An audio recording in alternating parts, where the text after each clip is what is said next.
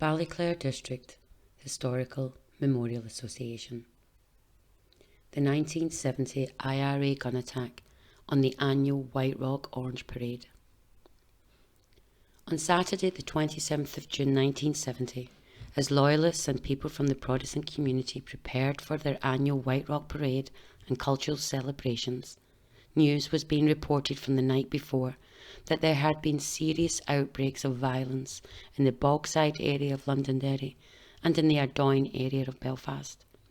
In the Cregan area of Londonderry, 3 IRA terrorists blew themselves up while assembling a bomb, and tragically this explosion killed 2 young girls aged only 9 and 4. As the morning developed into a beautiful sunny day, which added to the carnival-like atmosphere of the annual Whiterock Parade, also known as the Mini 12, men, women and children were dressed in their best and proudly ready to parade and celebrate, remembering and honouring those who had fallen in the wars before them, fighting for our freedom. Later that day, the parade made its way down the colourful streets to the cheers and singing from the hundreds of families and visitors from all over Ireland who came out to watch this joyous parade. As the parade marched down Mayo Street, heading to the Springfield Road junction, there were a few followers who had been walking some distance in front of the bands, and they were met with a large crowd of angry Republicans.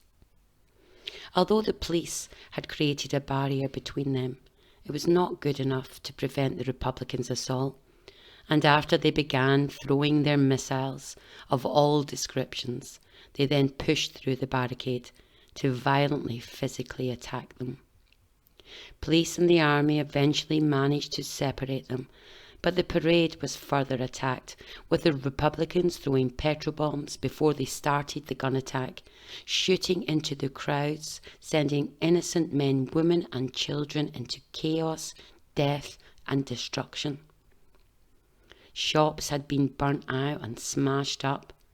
The destruction left much confusion and many casualties, with one man dying of his injuries several days later. Another planned IRA attack on the northern fringes of the Shankill left a further 3 innocent Protestant men shot dead.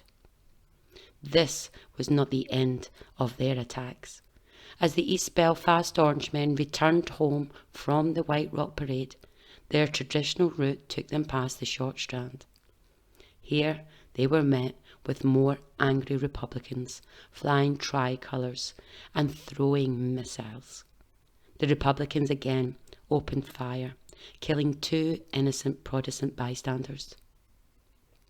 Over 200 shots were fired. The IRA organised and orchestrated these ambushes throughout the day and brought out the guns and petrol bombs with the sole aim of killing as many Protestants as they could. Sadly, the continued dehumanisation of the Orange culture is ignored by our governments, and in some cases it has been encouraged by some members of the political parties. The ethnic hatred is still evident today, with false narratives and propaganda filtering through many media outlets. That can only be seen as inciting and encouraging violence against innocent Protestants because of their faith, worship and beliefs in the Protestant religion, demonising their culture. Our thoughts and prayers are with the families and friends of lost loved ones and to the survivors of that day, and we hope that one day they will receive the justice they rightfully deserve. In memory of William Kincaid, aged 28, a member of Loyal Orange Lodge 952, he was a married father of 2 at the time of his death. He was shot and killed in Disraeli Street by a bullet to the chest. Daniel Lawkins, aged 32, worked as a plater at the Harland and Wolff shipyard. He was a married father of 2, and his wife pregnant with their 3rd child at the time of his murder. He was shot and killed in Palmer Street. Alexander Sandy Gould, aged 18, one of 7 children. He was shot and killed in Disraeli Street by a gunshot wound to his forehead. William Tommy Reid, aged 45, a married father of 3 at the time of his death. Tommy had joined the RAF when he was 18, serving in Singapore. The foreman from Mackey's later died from the injuries he received that day.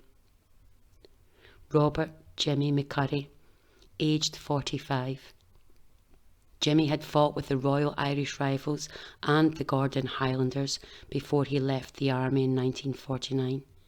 He was a married father to 4 children, and his wife was pregnant with their 5th child at the time of his murder.